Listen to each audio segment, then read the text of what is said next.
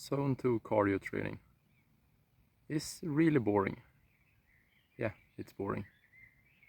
But it's needed. It's really healthy for your heart to stay in that kind of elevated but still low heart rate zone. It's pretty cheap training in terms of recovery, and it's really good for your aerobic capabilities. So you should do it, and I still do it even though it's boring.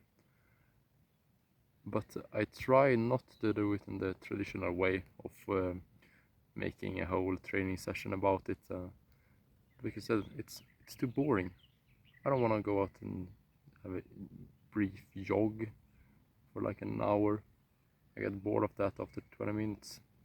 Sure, you could have some audiobooks with you, but it's still boring for me.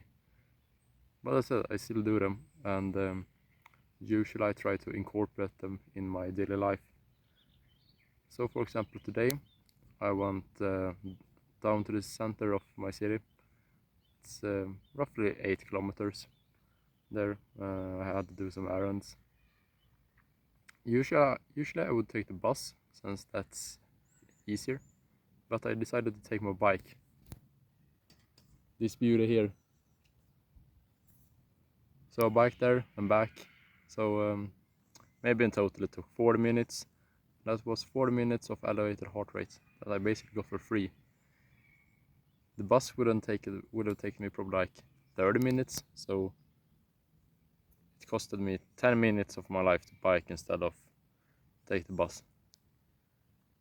So yeah, those I paid those 10 minutes, and I got an okay training session.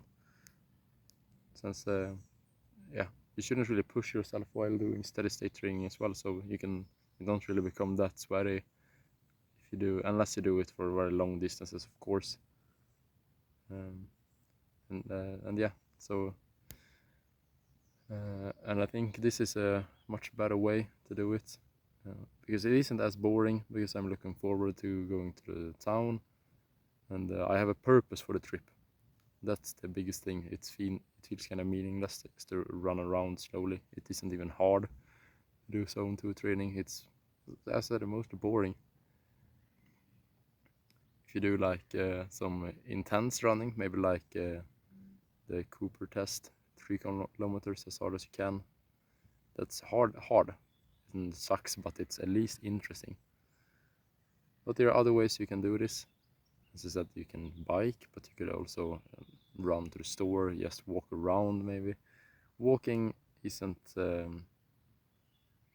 taxing enough for you to be in zone 2, but you could add a backpack or something like that. You could even go out and do some yard work if you have a house with a yard. That's great, and stuff like that. And if you have something like a treadmill or a stationary bike, stop on that while you're watching YouTube or gaming even. That would be great. So yeah, I try to avoid doing planned steady state 2 cardio. I just try to stay active. I have my phone set on this step goal of 10,000 steps a day, and I try to reach this most of the day. Nothing that I try to track super seriously, but if I reach 10,000, I know that I've done a pretty good job at least. And most of the days that I work, I just do that from walking around in the store. So it's important to get out on the days that I'm not working. And yeah, so that was my rant about steady state 2 cardio, and that it's boring. Anyways, have a great time. Bye.